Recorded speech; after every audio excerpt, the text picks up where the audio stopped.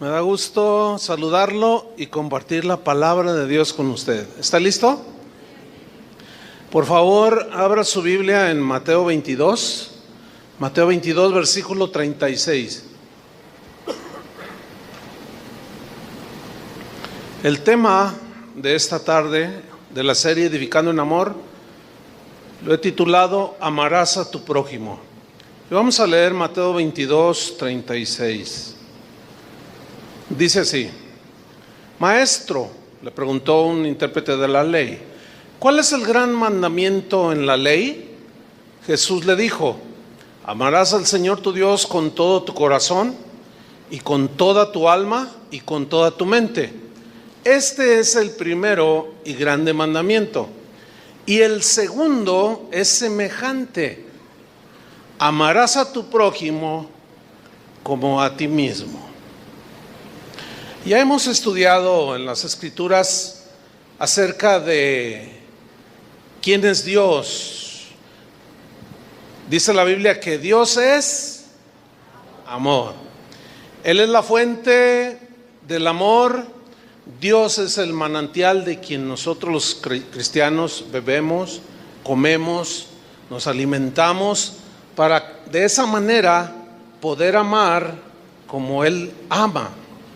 Sabemos ahora que su amor fue tan grande que incluyó a todo el mundo, porque de tal manera amó Dios al mundo, con un amor tan grande que dio a su único hijo, con un amor incondicional, que es el nivel de amor que tú y yo tenemos como meta, amar de manera incondicional a Dios y a nuestro semejante. Dios amó al mundo con un amor inalterable. Y esa es la meta para nosotros que estamos aprendiendo a amar con amor inalterable.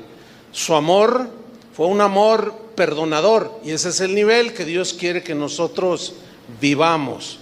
Su amor es misericordioso, y así debemos aprender a amar. Hacer por amor a Cristo y al prójimo debemos de ser misericordiosos. Pero vamos a ver ahora otro lado del amor. El amor tiene muchas facetas, ¿sí? Y vamos a ver ahora otra faceta, otro lado del amor, que es el amor al prójimo. Ya vimos amar a Dios por sobre todas las cosas. Ahora, bueno, lo que a mí me tocó compartir hace 15 días. Ahora vamos a ver el otro lado, el amor al prójimo. Bien, el amor, según la Biblia, debe ser el distintivo de todo cristiano. ¿Cuántos son cristianos? Bueno, debemos de distinguirnos por el amor. Pablo dijo a los corintios: todas vuestras cosas, todo lo que ustedes hagan, sean hechas con amor. Todo, ¿sí? A los colosenses, Pablo les dijo: yo siempre estoy llorando por ustedes y le doy gracias a Dios, el Padre de nuestro Señor Jesucristo, habiendo oído de vuestra fe en Cristo Jesús y del amor que tenéis a todos los santos. ¡Wow! Los cristianos en Colosas eran cristianos que habían aprendido a amarse los unos a los otros allí en la congregación. Pero también a los tesalonicenses, Pablo oraba y decía: damos siempre gracias a Dios por vosotros, hermanos. Debemos de andar como es digno. Y luego dice: y doy gracias a Dios por ello y por ustedes, por cuanto vuestra fe va creciendo. Fíjate qué interesante. Pablo dice de los tesalonicenses: yo me he dado cuenta que la fe de ustedes es una fe que ha ido creciendo, se ha ido fortaleciendo. Pero luego añade una frase: y el amor de todos y cada uno de vosotros abunda para con todos los demás. Bueno, aquí nos está hablando Pablo que había cristianos cuyo amor era el distintivo. Había otros que no tanto, como los corintios, ¿se acuerdan? Que cada rato se estaban peleando, cada rato tenían celos, tenían envidias, y ellos no estaban teniendo como distintivo el amor cristiano, estaban creciendo. estaban madurando y Pablo estaba preocupado por ellos para que ellos crecieran. Lo mismo que el Espíritu Santo que mora en nosotros tiene un interés en que tú y yo crezcamos, no solo en la fe, sino también en el amor a Dios y en el amarnos los unos a los otros. Una iglesia en la que haya amargura y contiendas por cualquier asunto intrascendente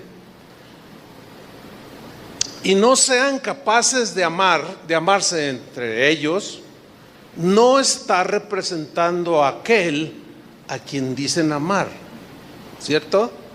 Una iglesia que no manifiesta un espíritu de perdón con los hermanos, con los demás, un espíritu de reconciliación, no está reflejando a aquel a quien dicen amar. Porque Juan dice: ¿cómo tú dices que amas a Dios a quien no puedes ver y no amas a tu hermano a quien puedes ver? Eso es una contradicción. En los inicios del cristianismo, hermanos, había una expresión de los no cristianos, los que no eran creyentes, pero que miraban a los cristianos, y era una expresión que quedó registrada en la historia del cristianismo. Esta expresión era de parte de los no creyentes. Continuamente repetían y decían: mirad cómo se aman los cristianos. Algo había en los primeros cristianos que los distinguía. No solo tenían una religión, como decían los de otras religiones, sino que realmente vivían y experimentaban lo que decían creer acerca de el llamado Mesías en ese momento. Fíjense, hermanos, que uno de los obstáculos más grandes con que tropieza la iglesia moderna es el mal testimonio. Es el mal testimonio que damos ante el mundo por tantas discusiones, tantas divisiones, tantos pleitos, por asuntos intrascendentes. Si ustedes se dieran cuenta la cantidad de correos que me llegan diciendo: pastor, yo estoy buscando al Señor y me metí a internet, pues ahora eso es lo que la gente hace, buscando, dice, y encontré páginas, blogs o muros de Facebook, y es una peleadera entre los cristianos y no sé qué hacer, si creer o no creer. Estamos siendo tropiezo, ¿sí? Para mucha gente que está en la búsqueda de Dios, pero por nuestro mal testimonio estamos siendo piedra de tropiezo. Ustedes han oído de un personaje en la historia llamado Mahatma Gandhi. Este hombre nació en el siglo XIX, en 1869, y murió a mediados del siglo XX, del siglo pasado, por allí por el 1948. Bueno, en su autobiografía, Mahatma Gandhi dice que en sus días de estudiante, él estudió en Inglaterra, era un hombre muy, muy ilustrado, dice que él se impresionó en una ocasión, pues alguien puso en sus manos una Biblia, un Nuevo Testamento, y dice en su autobiografía que se impresionó muchísimo cuando leyó los evangelios. Y allí narra que él pensó de manera muy seria en bautizarse y hacerse miembro de una iglesia cristiana. Pensaba, decía Mahatma Gandhi, que en el cristianismo, por el mensaje de Jesús, estaba la solución a los prejuicios raciales, a las diferencias de castas que afectaban tanto a su pueblo, la India, ¿sí? Y en su autobiografía dice que un domingo por la mañana fue a una iglesia cristiana que él había identificado. Sabía que era una iglesia cristiana. Él era hindú, recordarán, ¿sí? Y él tenía la firme intención de hablar con el pastor, porque él quería hacerse cristiano por el mensaje de Jesús. Pero dice en su biografía que cuando entró en aquel templo se le negó un asiento. Uno de los hermanos, varios hermanos ahí le dijeron que fuera a una iglesia de negros. Gandhi salió de aquel lugar para no volver jamás a pisar una iglesia cristiana. Eso sí es trágico, hermano. Mahatma Gandhi también dijo: me gusta mucho el Cristo de los cristianos, pero lo que no me gusta son los cristianos. No se parecen en nada a Cristo. Me da mucha vergüenza tener que decir esto, pero los cristianos del tiempo de Mahatma Gandhi fueron tropiezo para él. ¿Se acuerdan que Jesús dijo: ay de aquel que haga tropezar a cualquiera que quiera seguirlo?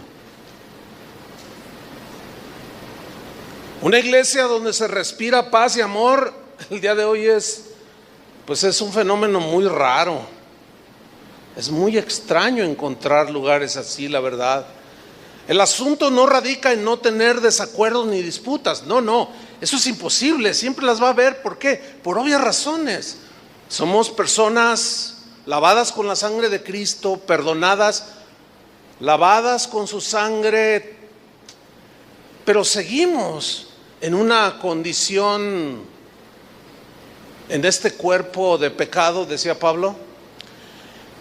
Por eso la Biblia nos instruye a que dejemos la contienda, los pleitos, las agresiones. Entonces es imposible que en una congregación cristiana no haya desacuerdos o disputas. En eso no radica el asunto, sino más bien radica en cómo se solucionan los desacuerdos y las disputas que surgen entre ellos. ¿Se acuerdan cuando los discípulos disputaban entre sí de quién sería el mayor? Y Jesús siempre con mucha paciencia los instruyó, pero ellos no se quedaron allí en ese nivel tan pobre. Al paso de los años, ellos maduraron, habían crecido.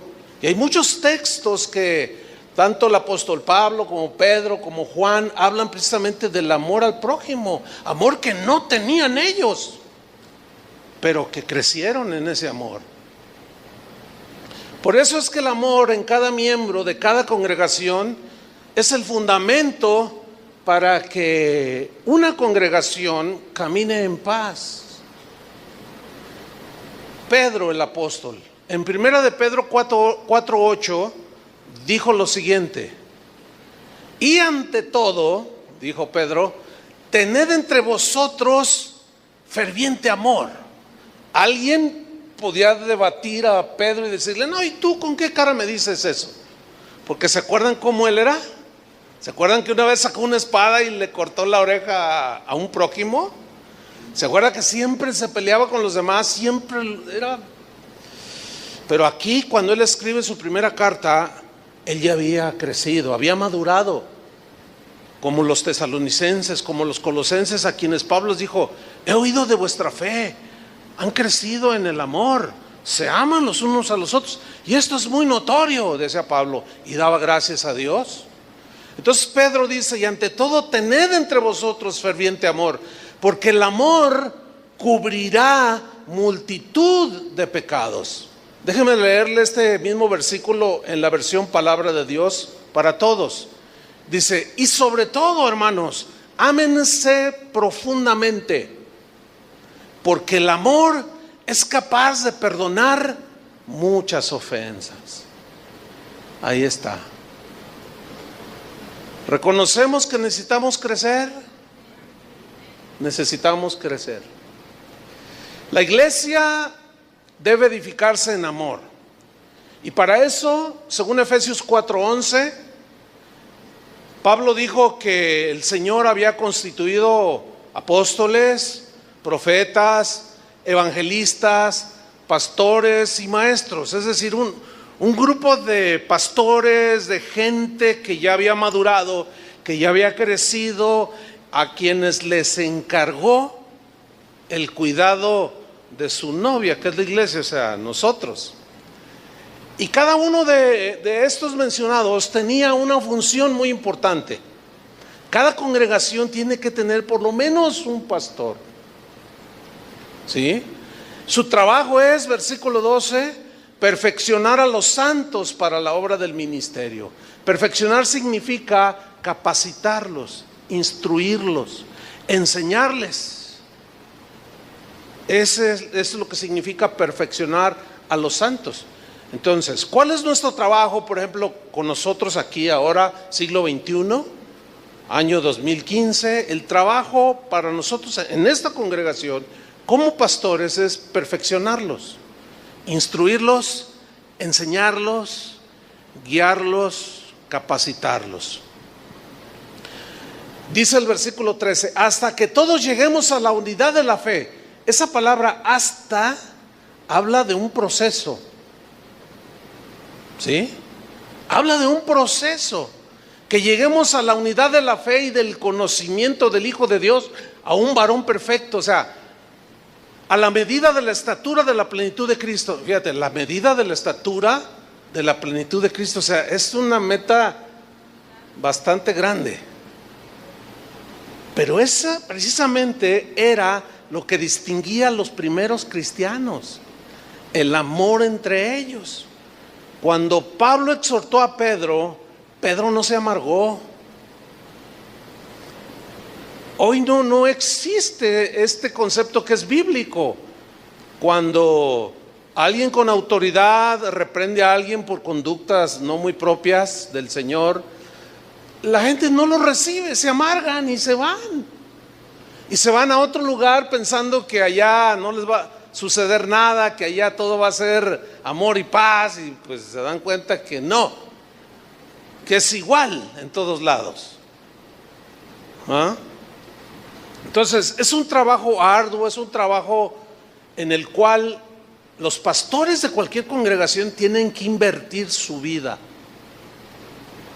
que es lo que hemos hecho en esta congregación, que ya cumplió 33 años en junio pasado.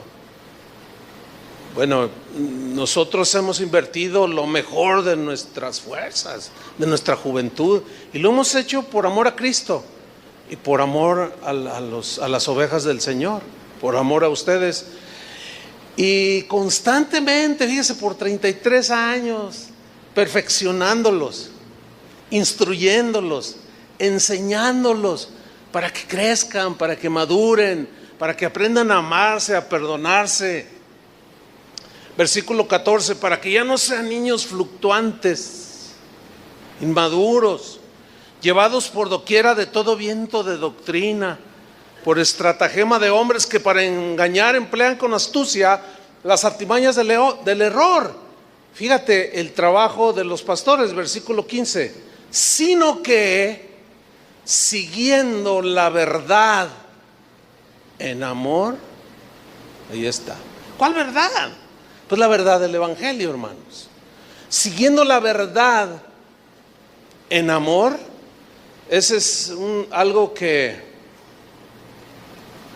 sin duda que el cristianismo del siglo XXI, pues no puedo decir que estamos en pañal, estamos en kinder, pues. O sea, ya crecimos, ya tenemos un diente. Pero la verdad, dejamos mucho que desear. Gente descubre verdades del Evangelio y en lugar de crecer con los demás en amor, te dicen hereje porque no crees como ellos. Estamos en pañales. Pero nuestra responsabilidad es seguir perfeccionándolos para que sigan la verdad en amor. ¿Sí? Porque nadie es perfecto entre nosotros. ¿Están conscientes de eso, verdad? Entonces fíjate lo que dice en el 15, sino que siguiendo la verdad en amor, crezcamos. Ahí está, crecer, madurar, en todo, o sea, en todas las áreas. Crezcamos en todo, pero nada más a la deriva, no. Crecer en aquel que es la cabeza, esto es Cristo. Versículo 16, de quien todo el cuerpo, Acuérdense de la metáfora del cuerpo humano que usó Pablo a los corintios y a los romanos para ilustrar lo que es el cuerpo de Cristo.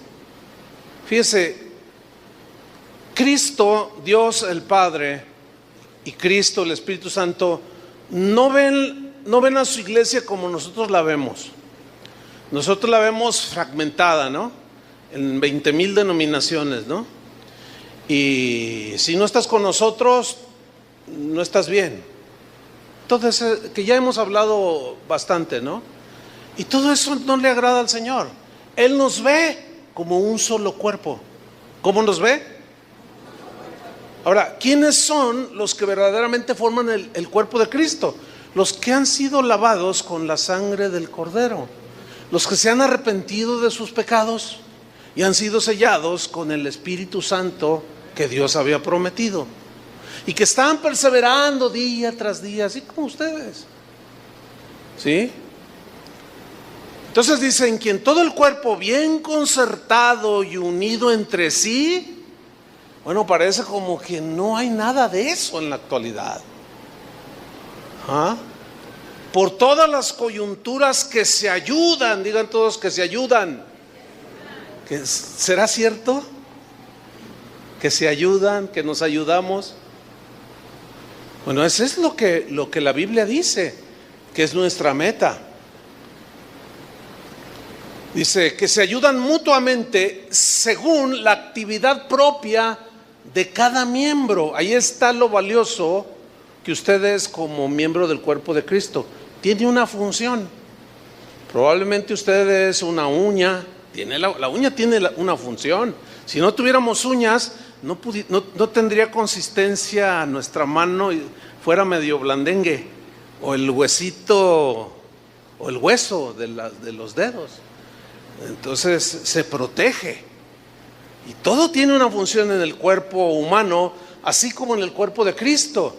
Entonces pretender, por ejemplo, nosotros en casa de oración, que todas las iglesias sean como nosotros, es un error grandísimo. Es imposible. ¿Lo entiende o no? Es literalmente imposible, porque es querer hacer el cuerpo ojo. Pero si todo el cuerpo es ojo, ¿dónde está la mano?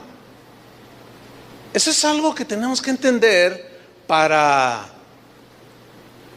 tener esa conciencia, ese entendimiento de que aunque tenemos diferente función, somos miembros del cuerpo de Cristo. Sigo leyendo en el 16, según la actividad propia de cada miembro, fíjate lo que dice: recibe su crecimiento. Ya van 3-4 veces que habla de crecimiento, de madurez, crecimiento. Recibe su crecimiento para ir edificándose. ¿Cómo? En amor.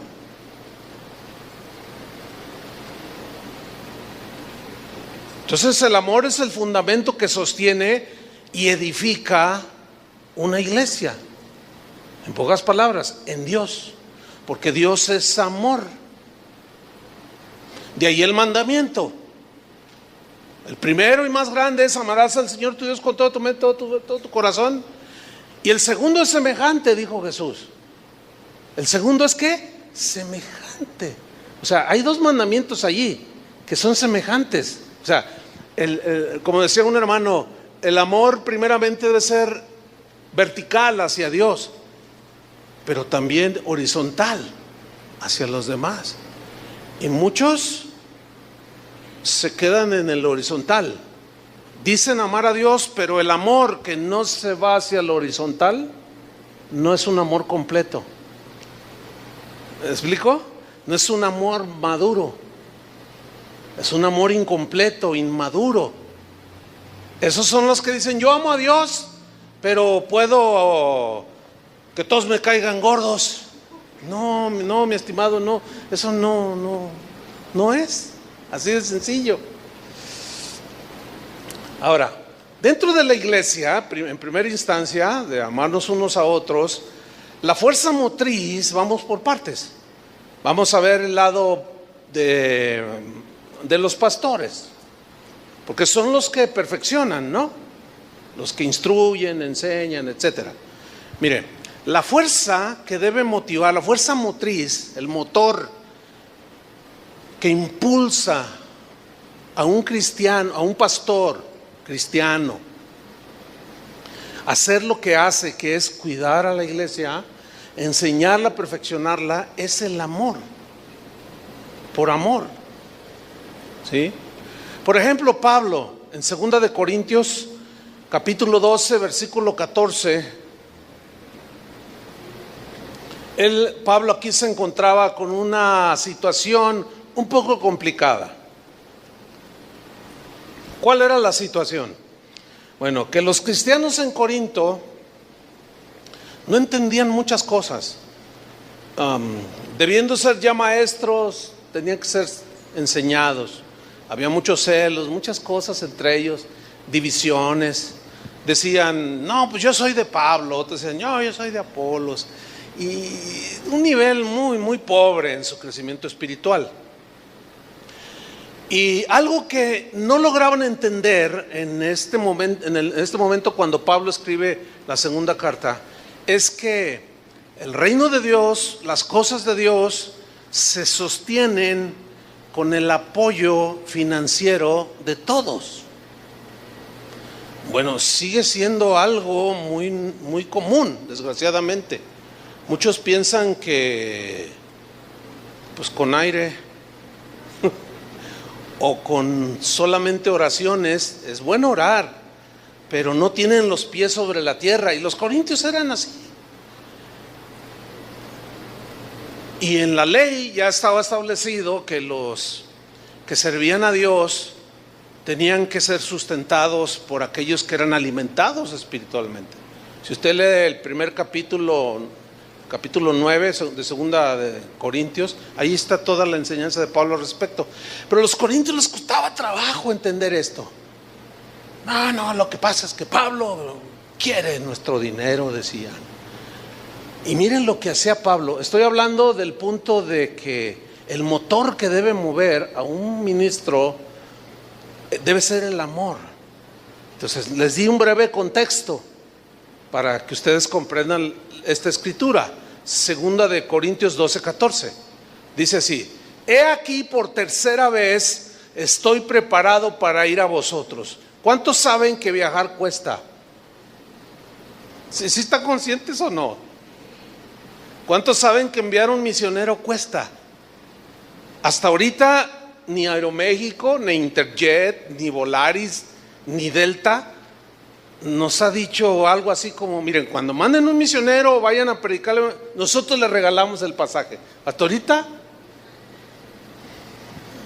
yo acabo de ir a Argentina y gasté $4,000, pero no salieron de aquí. Eso es lo más triste en algunos momentos. ¿Por qué? Bueno, fue otra circunstancia, pero no lo regalaron. Entonces Pablo dice: yo voy por tercera vez a vosotros, y mira lo que dice: y no seré gravoso. ¿Cómo entienden no seré gravoso? Dice, ok, no se preocupen, ustedes no van a gastar ni un 5. Ahora sigamos leyendo. Porque no busco lo vuestro, sino a vosotros. Ese es un ministro. No busco lo vuestro, lo que tú tienes, ni tus bienes, ni tus propiedades, ni tu dinero. Yo no busco lo de ustedes, decía Pablo, sino los busco a ustedes, dice. Pues no deben atesorar los hijos para los padres, sino los padres para los hijos. Fíjate el versículo 15: y yo con el mayor placer gastaré lo mío. Interesante, ¿no? Hoy es muy común que agarres el teléfono, algún pastor, alguien que quiere invitar a algún predicador, alguien que ministre la alabanza, y queremos que venga así, pero le cobro $10,000. O sea que si no le pagamos, usted no viene. No, porque el obrero es digno de su salario, dicen. No, pues sí, ¿verdad? Esa es una tergiversación de los principios del Evangelio.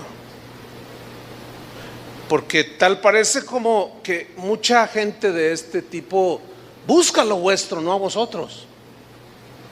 Y Pablo era diferente. Y esta es la medida que a nosotros se nos da como pastores, ¿entiende? Ahora sigo leyendo. Yo con el mayor placer gastaré lo mío, y aún yo a mí mismo me gastaré del todo por amor de vuestras almas. Wow. O sea, yo voy a gastar de mis propios recursos, de lo que Dios a mí me ha dado, no se preocupen. Pero aún no solo voy a gastar mi dinero, decía, sino yo mismo me voy a desgastar.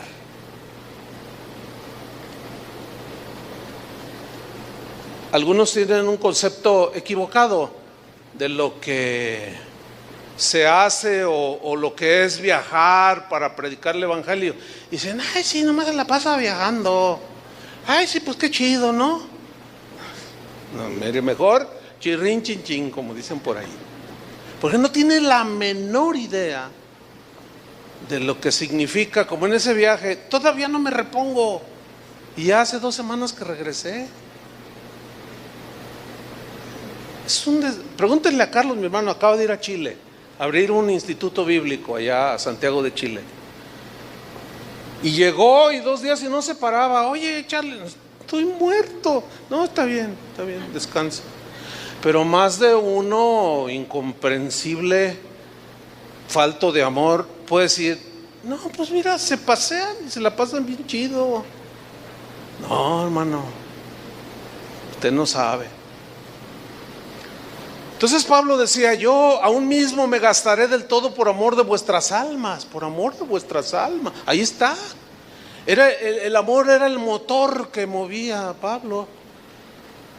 Dice, fíjate lo que dice al final, aunque amándoos más, sea amado menos. No, en realidad Pablo había alcanzado un nivel que si, haga de cuenta que yo estoy solo leyendo mi Biblia y estoy con el Señor y leo esto, digo, no, Señor, pues yo al apóstol, pues no, la verdad, no le llego ni a los talones. No, ¿cómo? Esto lo único que me hace ver es que no hay lugar en el liderazgo de una iglesia cristiana para alguien que sirve para ganar prestigio, dinero o poder. Este no es el lugar. Tristemente es lo que se usa. Algunos han usado el ministerio, el reconocimiento, la fama, el crecimiento, lo han usado como trampolín para saltar a un puesto político como senador, presidente municipal, cosas de esas. Nada que ver. El móvil de un líder cristiano debe ser únicamente amar y servir a Dios y a los que Él le ha encomendado. Eso es lo que vemos en la Biblia. Pero también tiene otro aspecto, ese es en relación con nosotros los pastores. Pero también, pues la tortilla tiene 2 lados. También está el otro lado, hay otro aspecto. Fíjese, por otro lado, escúcheme bien. Si bien hay ovejas que se quejan de pastores abusivos, de que los hay. De que los hay avariciosos, los hay. De que los hay prepotentes, los hay.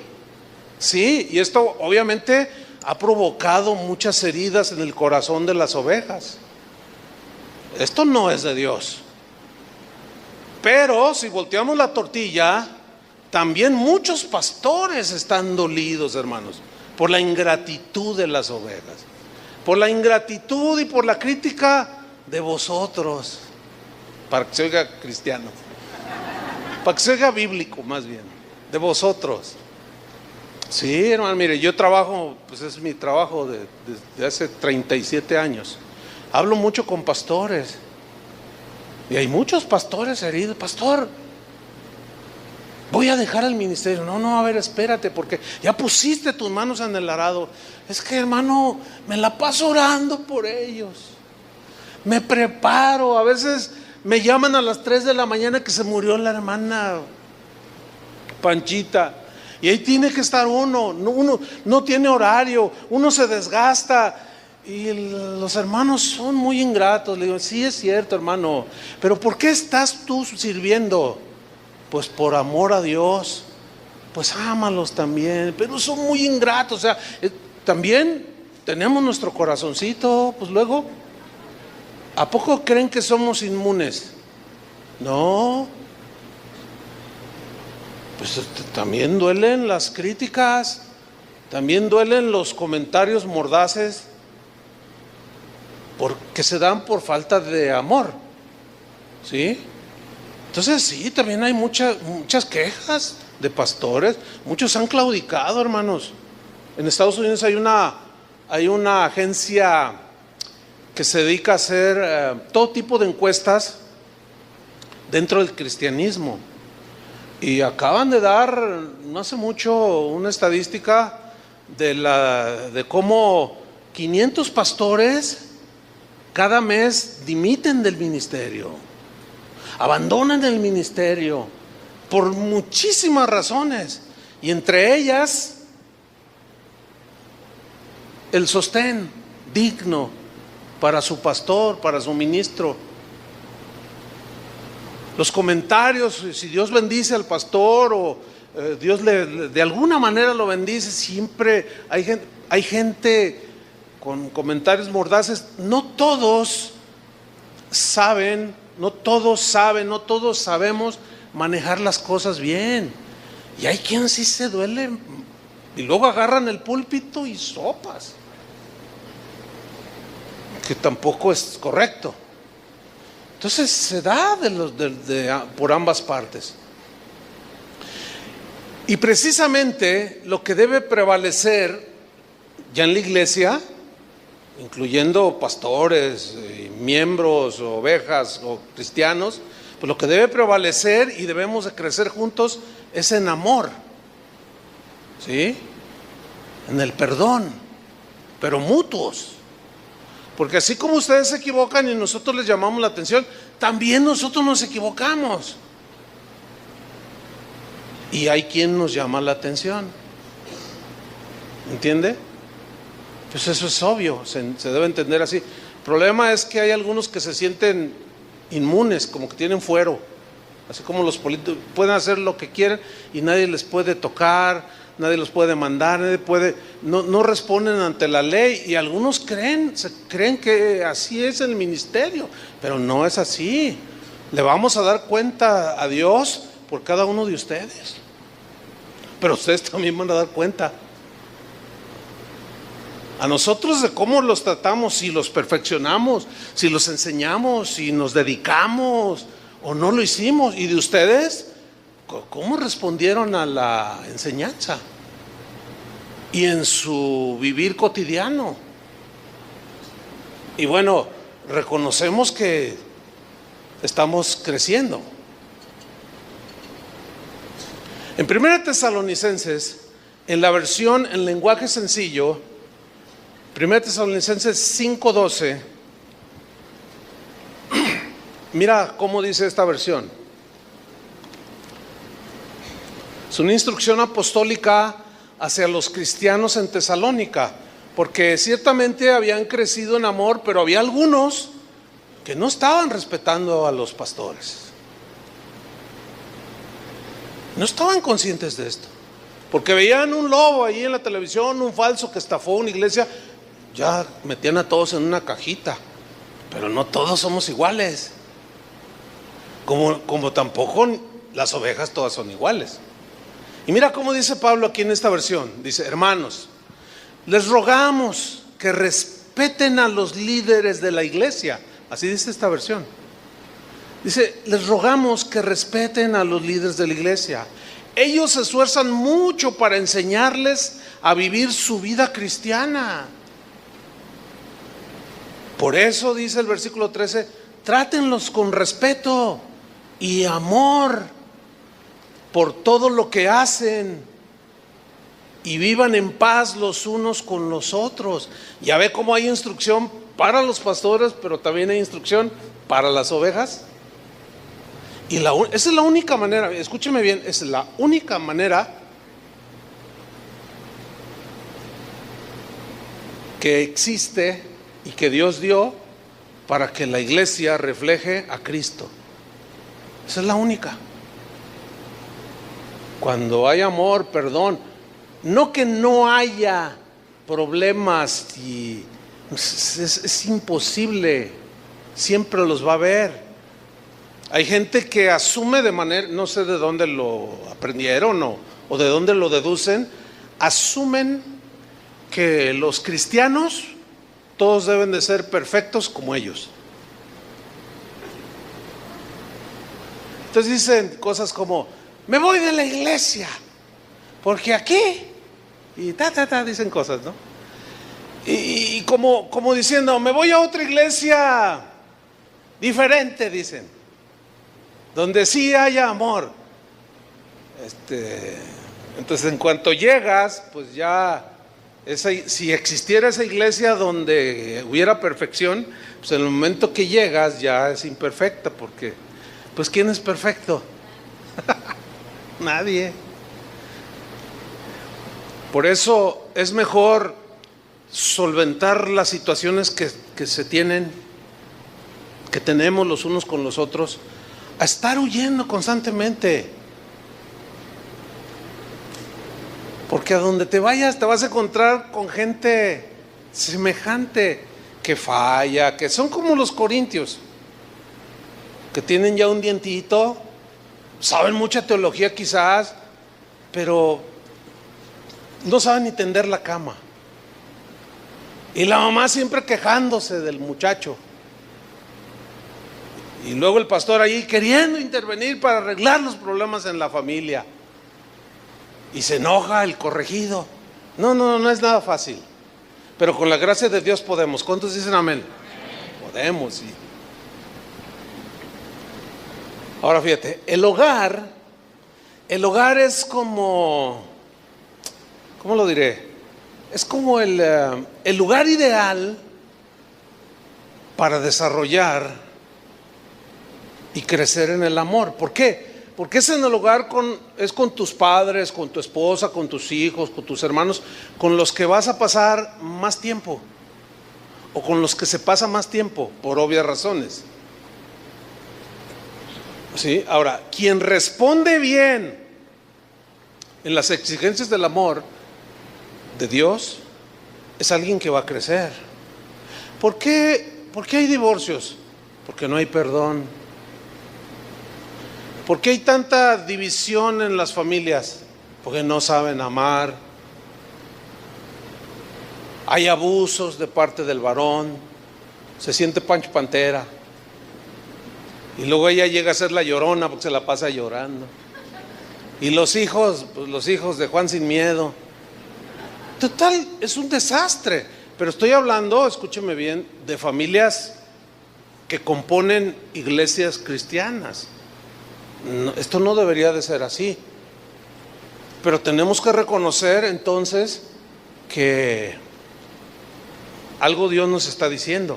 Por ejemplo, en Efesios 5:25 al 28, fíjate, está hablando del hogar, de la familia, y dice: maridos, esposos, amad a vuestra esposa, amad a vuestras mujeres, está en plural, maridos, amad a vuestras mujeres. Y luego nos dice cómo: así como Cristo amó a la iglesia. O sea, ¿de qué manera nos amó? Al nivel de que dio su vida por nosotros. Dice: y se entregó a sí mismo por ella, para santificarla, habiéndola purificado en el lavamiento del agua por la palabra, a fin de presentársela a sí mismo una iglesia gloriosa, que no tuviese mancha, ni arruga, ni cosa semejante, sino que fuese santa y sin mancha. Así también los maridos deben amar a sus mujeres como a sus mismos cuerpos. El que ama a su mujer, a sí mismo se ama. Entonces, déjelo de pastor a un lado, yo como esposo, Así, otra vez. No hay nadie aquí más que yo, la Biblia y Dios. Y Dios me confronta y me dice algo así como: es en tu casa donde tú vas a demostrar tu nivel de cristianismo que tienes. ¿Cómo, Señor? Ama a tu esposa. ¿Cómo? De la manera que Cristo amó a la iglesia. ¿Y qué hizo? Se entregó por ella y la cuidó y la sustentó. ¿Cómo andas ahí, Chuy?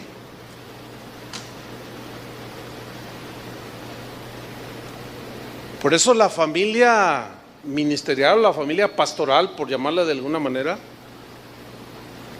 aunque es igual que cualquier otra familia de la iglesia, sin embargo tiene mayor responsabilidad, porque imagínense un pastor que le golpea a la esposa, o un pastor que la rebaja continuamente con vocabulario soez y con desprecio. Así no trata a Cristo a la iglesia, ¿verdad que no? Y sin duda que esa puede ser la razón por la cual algunos esposos sus oraciones que ellos hacen al Señor no son contestadas, rebotan en el techo, no penetran los cielos.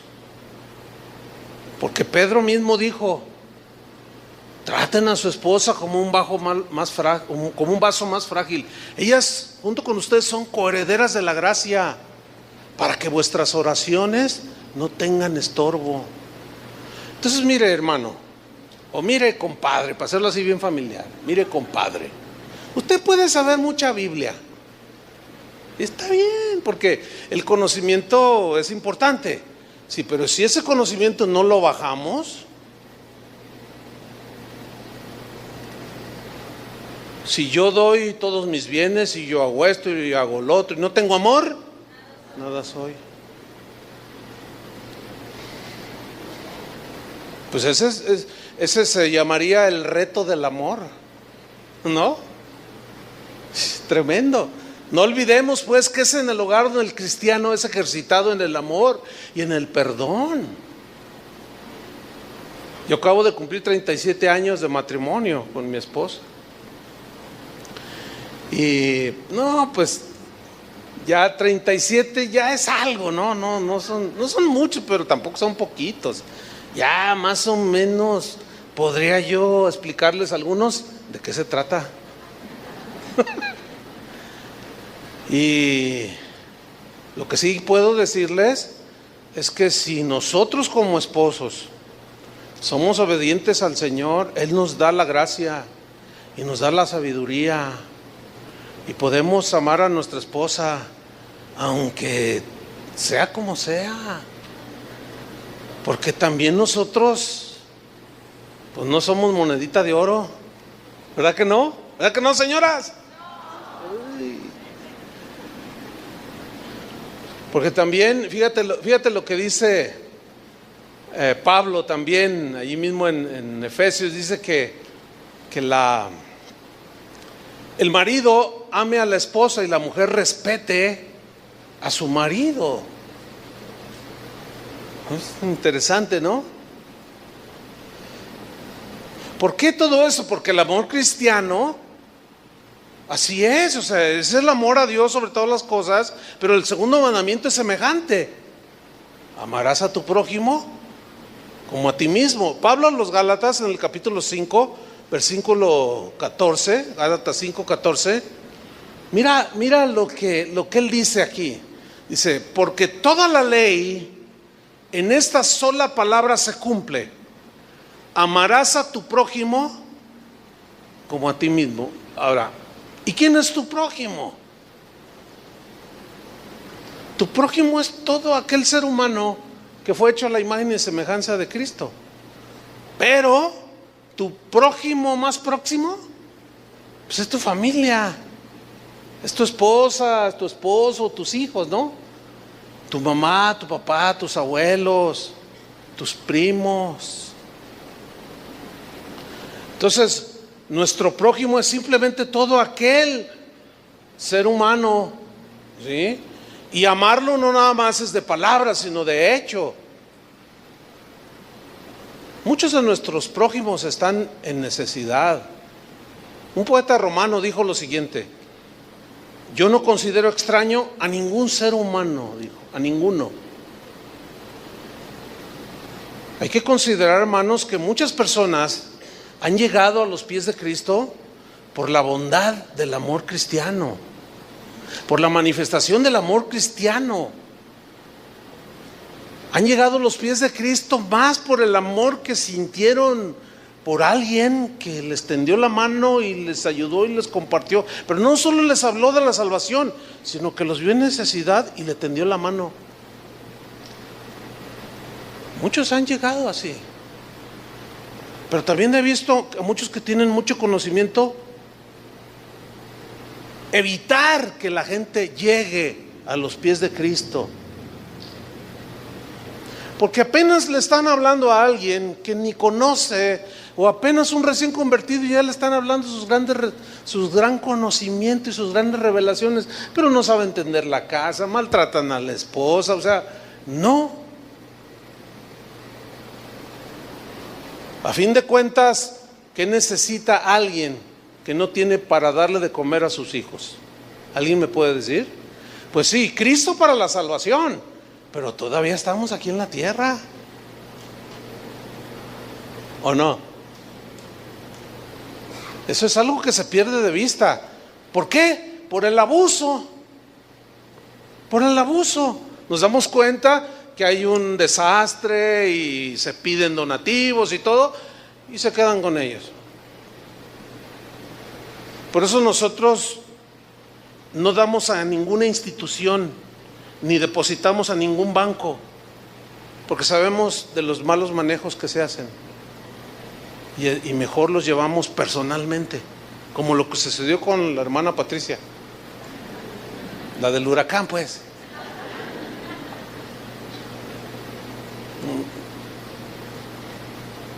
Yo he sido testigo de abusos de este tipo. El gobierno asume que nosotros los pastores somos íntegros, y cuando el terremoto del 85 puso en nuestras manos mucho,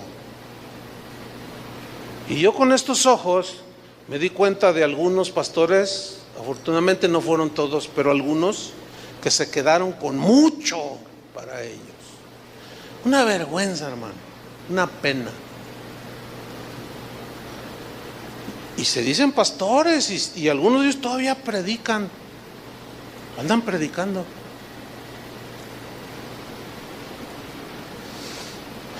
También muchas personas han abandonado las iglesias o han sido echadas por la dureza del corazón de los miembros de las iglesias. Eso es lamentable.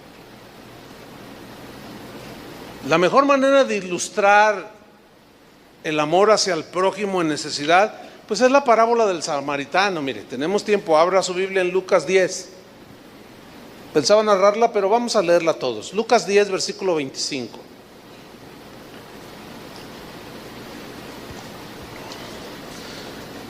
Lucas 10, 25. Dice así, en una versión que tal vez nunca has escuchado. Dice: he aquí un graduado del seminario bíblico teológico. Alguien que ya interpretaba la ley, que ya no sabía, pero todo. Decía que conocía todo. He aquí un intérprete de la ley se levantó y dijo, para probarle: maestro, ¿haciendo qué cosas heredaré la vida eterna? Sonaba bien.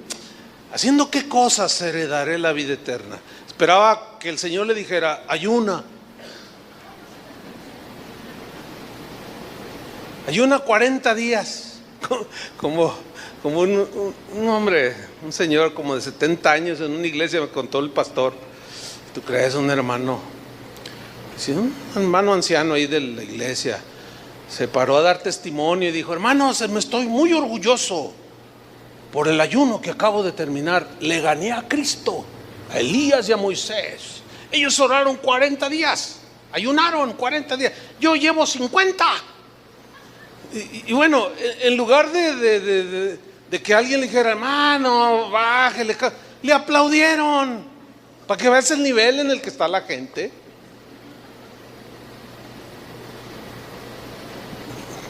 Aplauden. Entonces dice, ¿haciendo qué cosas será la vida eterna? Él le dijo, ¿qué está escrito en la ley? ¿Cómo lees? Y entonces es bien importante, ¿cómo lees? No cómo te dijeron, ¿cómo lees tú? Él le dijo, aquel respondiendo dijo, bueno, yo leo así: amarás al Señor tu Dios con todo tu corazón y con toda tu alma y con todas tus fuerzas y con toda tu mente, y a tu prójimo como a ti mismo. Órale, se la sabía. Y le dijo, bien has respondido. No, pues sí, eres un doctor en teología. Bien has respondido. Le dice, haz esto y vivirás. Entonces el otro, dice el versículo 29, pero él, queriendo justificarse a sí mismo, dijo a Jesús, miren, de ser todo un gran teólogo, miren la pregunta que hizo, ¿y quién es mi prójimo? Y era un teólogo. ¿Y quién es mi prójimo? Respondiendo Jesús dijo, un hombre descendía de Jerusalén a Jericó y cayó en manos de ladrones. Ya ve que siempre hay gente que dice, lo tuyo es mío. Los cuales le despojaron. Y así como a una hermana de aquí la hirieron cuando la asaltaron ahí en el puente. Dice, e hiriéndole se fueron, dejándole medio muerto. Lo golpearon.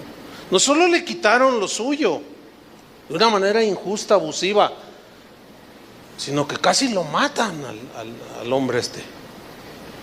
Dice versículo 31, aconteció que descendió un sacerdote por aquel camino y viéndole pasó de largo. ¿Quién descendió? ¿Quién era un sacerdote? Para que entienda, descendió un pastor. Y lo vio y pasó de largo. Ay, Dios lo bendiga. Fíjate, seguimos leyendo. Versículo 32. Asimismo un levita. ¿Quién eran los levitas? Eran los que ayudaban ahí en el templo. También estaban cercanos al Señor. Servían a Dios ahí en el templo. Asimismo pasó un levita llegando cerca de aquel lugar y viéndole, yo quiero subrayar el verbo ver, viéndole, el sacerdote lo vio. El levita lo vio y pasó de largo. Versículo 33. Pero un samaritano que iba de camino vino cerca de él y viéndole, los tres lo vieron. Ahora, la comparación es tremenda de parte de Jesús. Un sacerdote, un levita, gente que estaba en la casa de Dios. ¿Quién era un samaritano? ¿Saben quién eran los samaritanos? Eran odiados y despreciados por los judíos. No los querían a los samaritanos. ¿Se acuerdan cuando los discípulos dijeron, ay, Jesús está hablando con una samaritana, con una mujer y es samaritana? ¿Cómo se le ocurre a Jesús? Había un pleito entre ellos, les llamaban perros. Bien mala onda a los judíos en ese sentido. Entonces la parábola de Jesús fue la enseñanza de Jesús. Pero un samaritano, sí, uno que a lo mejor no traza las grandes y profundas verdades, pero una persona sencilla, dice, viéndole, ¿qué dice? Fue movido a misericordia.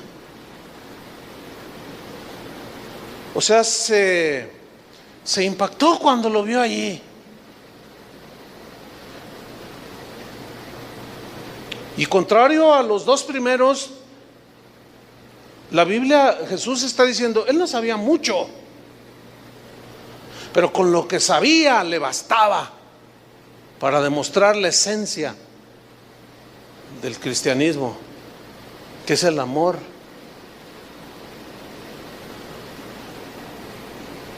Versículo 34, y acercándose, vendó sus heridas. Se ensució las manos, echándoles aceite y vino,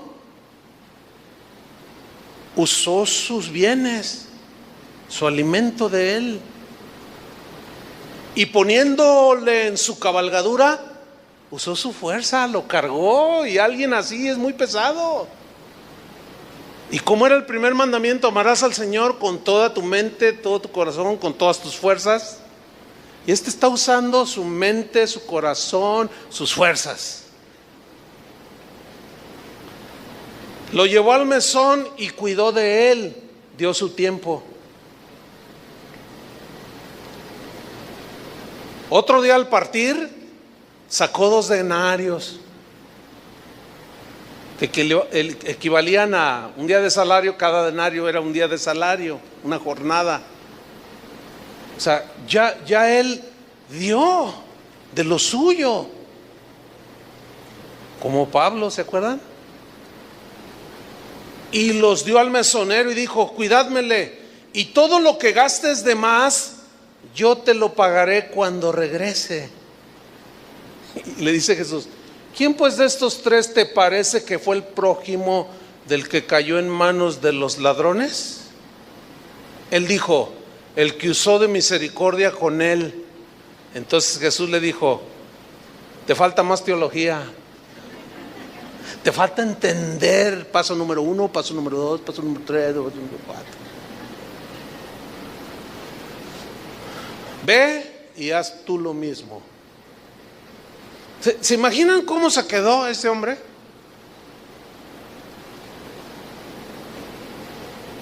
Pero Jesús fue aún más allá, porque Él habló del amor cristiano, que lo diseñó para nosotros, para poder alcanzar nosotros aún a nuestros enemigos.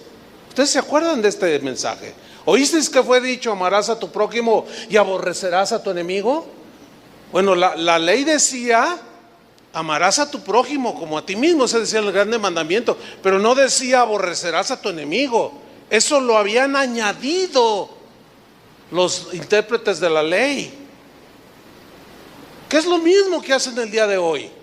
Le añaden en sus interpretaciones privadas, le añaden al texto que tú estás viendo que dice: amarás a tu prójimo, y le añaden: no, ahí dice esto. No, espérame, compadre, ahí dice claramente que de tal manera amó Dios al mundo. Pero el mundo nomás son poquitos. Compadre, ¿cómo lees? ¿Cómo lees? Igual, ustedes, bueno, oyeron eso: amarás a tu prójimo y aborrecerás a tu enemigo. Pero yo os digo: amad a vuestros enemigos. No, ya ahí, o sea, como decimos acá, se voló la barda del Señor. Fíjate el diseño del amor para nosotros. Pero yo os digo: amad a vuestros enemigos. Amad a vuestros enemigos. Eso, fíjate, Mahatma Gandhi siguió leyendo los evangelios, hermano. Lee su biografía, lee su historia.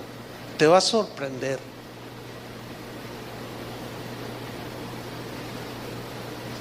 Si es que es lo que decía Jesús. Decía cosas Mahatma Gandhi como: estaba tan impregnado de amor, que el amor es lo que puede cambiar todo. Y sí es cierto. ¿Que no fue el amor de Dios el que nos cambió?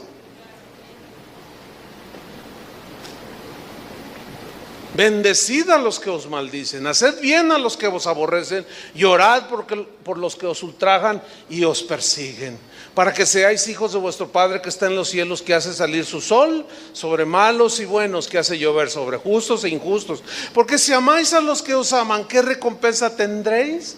¿No hacen también lo mismo los publicanos? Entonces el amor, fíjate, el cristiano, esto es lo que el Señor así lo ve, y eso es lo que espera de nosotros. Que aunque seamos insultados, injuriados, injustamente agraviados o calumniados, No se nos es permitido odiar. No se nos permite a nosotros, hermanos.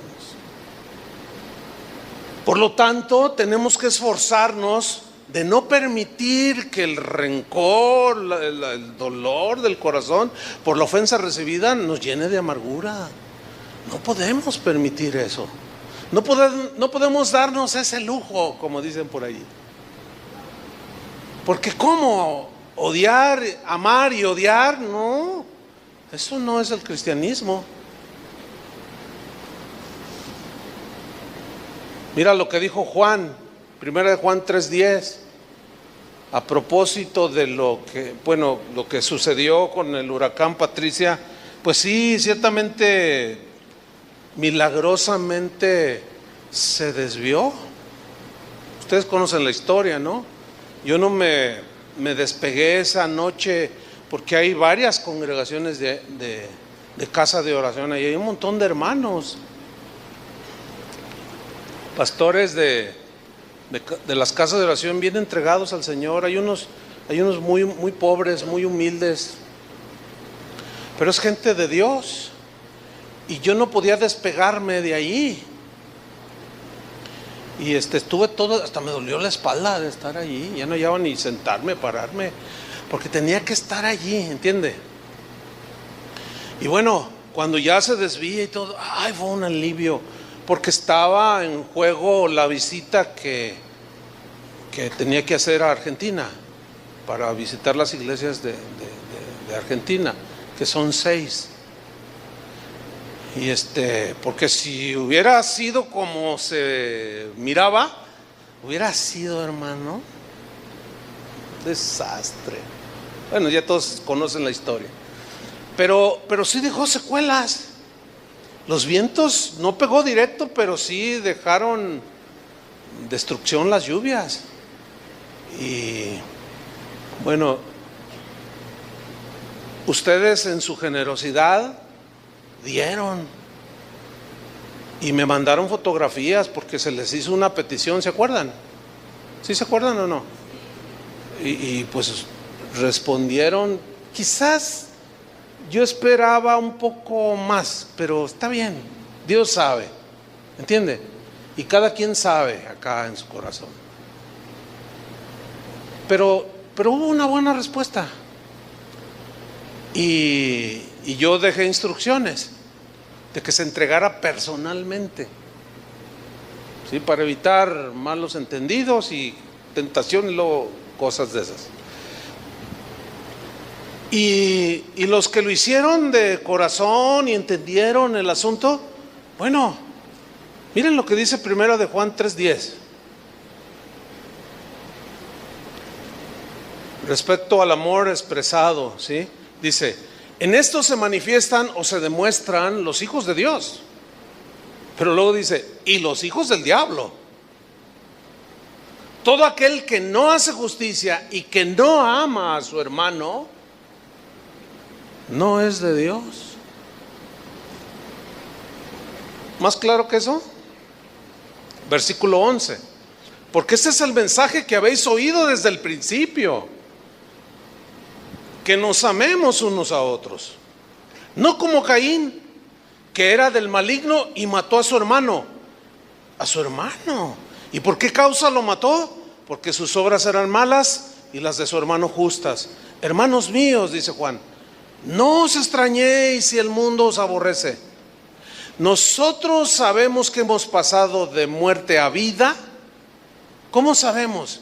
En que amamos ¿a quién? A los hermanos. El que no ama a su hermano permanece en muerte.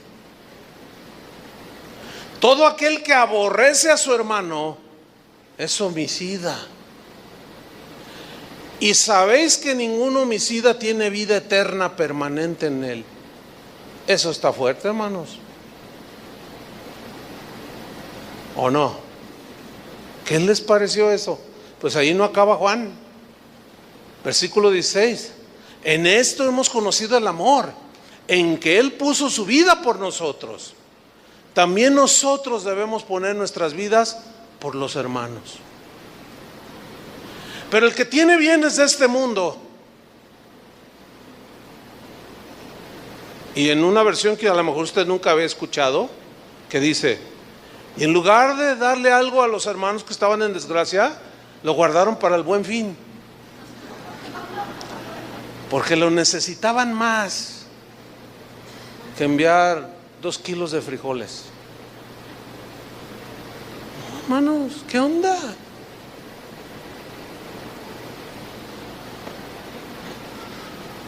Pero el que tiene bienes de este mundo y ve a su hermano tener necesidad, ¿se acuerdan? ¿Se acuerdan del samaritano y del sacerdote? ¿Vieron? Y ve a su hermano tener necesidad y cierra contra él su corazón, ¿cómo mora el amor de Dios en él? Hijitos míos, dice Juan, no amemos de palabra ni de lengua, sino de hecho y en verdad. Ahora yo quiero hacer aquí una observación y ya estoy terminando, hermanos. La observación es la siguiente. No sé la razón por la cual la gente, aún los mismos cristianos, asumen como que la iglesia es una organización de beneficencia pública. Eso no está en la Biblia. Lo que está en la Biblia es, escúchenme bien, que si tú ves, ¿quién? Digan yo. La Biblia dice que si tú ves como vio el sacerdote, como vio el levita, como vio el samaritano y como dice ahí Juan, que si tú ves a tu hermano tener necesidad, llévaselo al pastor para que le ayude. Eso no dice, mis queridos hermanos. Y mi obligación es enseñarles a ustedes. No me los mande a mí, porque yo veo a los que Dios pone en mi camino y nunca se los voy a llevar a usted para que usted le ayude. Esto es de casi todos los servicios se da eso, porque hay mucha necesidad en la gente, no solo en los hermanos, sino en la gente de fuera. Y seguido, pastor, pues ¿usted es el pastor? Él no es de aquí, no me conoce. ¿Usted es el pastor? Pues es obvio que no. Ah, sí, ¿qué se te ofrece? Pues que me dijeron que usted me puede ayudar. ¿Quién le dijo? Pues un hermano que viene aquí, de los que vienen aquí, me dijo, no, acércate con él, es buena onda el pastor, él te va a dar. Espéreme, eso no dice la Biblia. Al que usted ve enfrente o se cruza en su camino, o al hermano que está a su izquierda, a su derecha, detrás de usted, y usted se da cuenta, y usted tiene, si no tiene, pues no. Dice, y tiene bienes de este mundo, y cierra su corazón, ¿cómo mora el amor de Dios en él? Yo quiero evitar poner ejemplos míos, no los voy a evitar porque no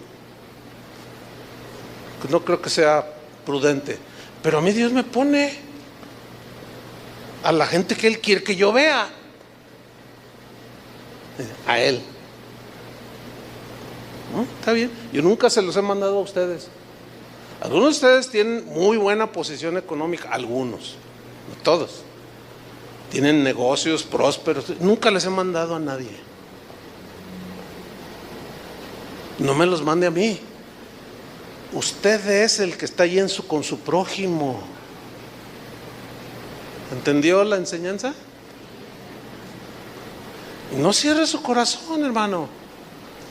Cuando tiene con qué darle, con qué compartirle. Hay una familia que ya no están aquí, se fueron a vivir a Estados Unidos, pero tenían una ejemplares, o sea, una familia tan bonita en muchos sentidos, pero tenían unos rasgos. Yo decía, ay, ¿cómo aprendo yo? ¿Saben qué hacían? En diciembre, por lo de las fiestas decembrinas y todo eso, siempre, pues ya ve toda la algarabía y todo, y que la serie, pero hay gente que no tiene, así literal. ¿Y sabe qué hacían? Yo me enteré, y yo le pregunté, oye, ¿cómo está eso? Y me explicó. Dice, mira, todos los fines de año, todo diciembre, cada uno de mis hijos, mi esposa y yo, vamos al armario y seleccionamos ropa, zapatos, mis hijos juguetes, y juntamos un montón. Y yo les digo a mis hijos, pero buena ropa, hijos. Pero esta es la camisa que me gusta. O sea, esa, hijo, la que te gusta. Y mire, hermano, una vez yo lo presencié allí por la de Colón. Él no me vio que yo lo vi, pero yo vi que se paró así en el alto y estaba una señora con dos niñas y se bajaron y le dieron, y las niñas empezaron a llorar y la señora. Bueno, quiero decirle que Dios le ha dado a manos llenas a ese hombre. Pues es que el que le da al pobre, a Dios le presta, dice así, dice la Biblia. Ese es un secreto que muy pocos conocen, muy poquitos. Que el que le da al pobre, a Dios le está prestando. Y él no se queda con nada. Mire, nada más le voy a contar un testimonio. Cuando ando allí de samaritano, como todos, y veo a alguien, me doy cuenta yo, y Dios me dice, me lo pone para precisamente ayudarle, sea quien sea, a mí no me interesa. Y apenas le solté, y hay veces que en una hora o al otro día me regresa 10 veces más. Ese es un secreto que muy pocos conocen, de verdad. Ahora, ¿me da más para tener más? No, para dar más. El asunto es que Dios te da más, y cuando Él ve que tu corazón no está ahí, te haces buen administrador y te da para que des.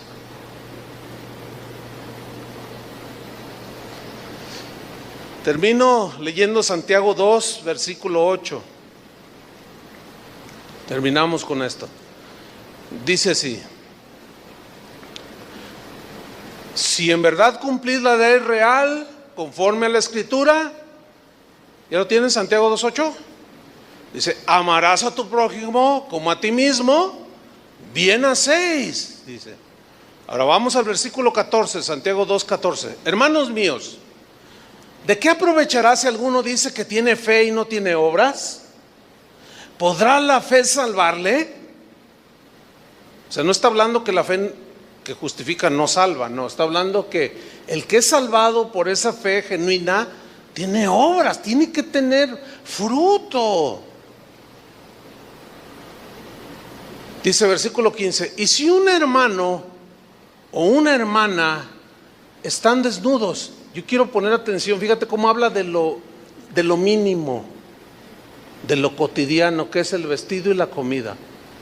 Fíjate lo que dice: y si un hermano o una hermana están desnudos y tienen necesidad del mantenimiento de cada día, y alguno de vosotros les dice: id en paz, calentaos y saciaos, pero no les dais las cosas que son necesarias para el cuerpo. Fíjate cómo no dice para pagarle la renta, comprarle una pantalla nueva porque no tiene y ya viene el apagón. No. Ahí es donde también pídanle a Dios sabiduría para discernir, porque hay gente abusiva. No, hay unos hermanitos bien gandallas. No, ya oyó la predicación, no la oyó. Y usted mira el carro que trae. Si no me da el amor de Dios, no mueren usted. No, así no es tampoco. Y a ese cero. Porque tampoco es manipulando, ¿entiende, no? Y algunos no trabajan, no quieren trabajar, y la Biblia dice: amonesten a los ociosos, porque el que no quiere trabajar, que tampoco coma. O sea, hay un equilibrio allí, ciertamente. Oye, pero si ves a un hombre de 30 años, ¿verdad? Y ahí, oye, pues acá para las chelas, y tú dices: no, pues órale. No, yo no le doy. No. A veces no tengo para comer, me paro. ¿cuántos hijos tienes? Y hablo. Una vez uno llegó, no, que mi esposa vive en Tepic, está embarazada, no tengo necesito irme a Tepic, déme para el pasaje. Le dije, y algo me decía, no le des. Entonces le dije, súbete a mi auto. ¿A dónde me lleva? Le dije, mira, no te voy a llevar hasta Tepic, no tengo chance, no tengo tiempo, pero te voy a llevar, aquí pasan los camiones, aquí en la de Lázaro Cárdenas. Y paramos un camión. Y que se sube. Entonces me subí yo y le pagué al chofer y le dije, toma para el camino, para que te comas 2 tortas, qué sé yo. Entonces arranca el camión y yo me voy detrás del camión. A las 5 cuadras se bajó. Y yo me paré y le pité, le dije, ¿qué onda, compa? Yo quería el dinero.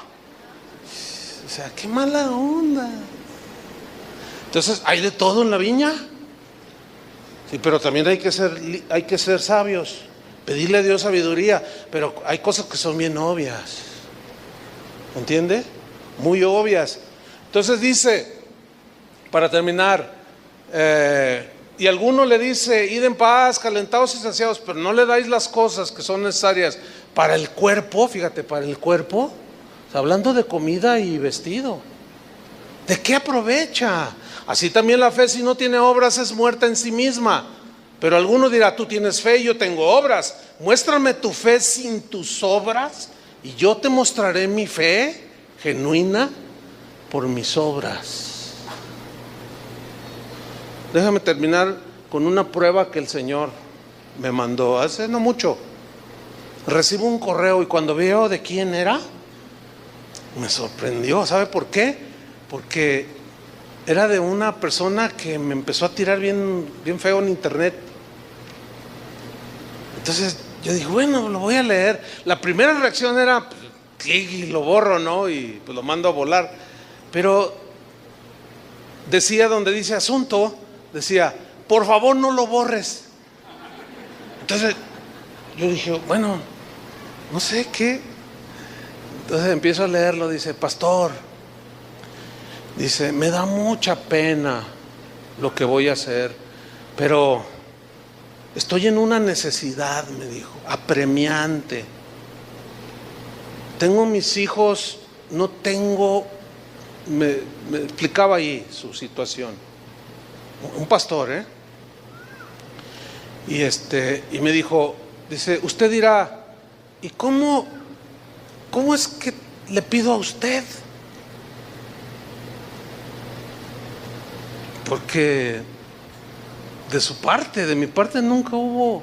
Yo callé mi boca y oraba por él y dice, hermano, perdóneme, me dice, perdóneme de lo que yo haya expresado, lo que yo haya dicho, pero por favor, hermano, dice, ayúdeme, necesito. Y me dio una cantidad, eran 5,000 pesos, yo los tenía. ¿Sería tan amable de prestármelos, hermano? Yo de pronto dije, Señor, ¿pero por qué me...? Dice, si tu enemigo tiene hambre, híjole, porque de pronto te viene así, pero me dijo bien feo. Y dijo que hasta que yo era un hereje, hazme favor. Y cosas así bien agresivas. Entonces, no, pues yo estaba casi llorando, ¿no? Cuando leo eso. Y el Señor me dice, pues tú tienes, mira. No, sí está bien. Y le contesté, ¿dónde te los deposito? ¿De verdad que me los prestas? Sí. Dice, se los pago, le voy a dar abonos de 500 pesos. Sí, está bien, le dije, no hay problema. Y se los envié, ya va a ser casi un año. Y nomás creo que me ha hecho un abono. Nunca lo que él no sabe es que mi corazón ya se lo regalé.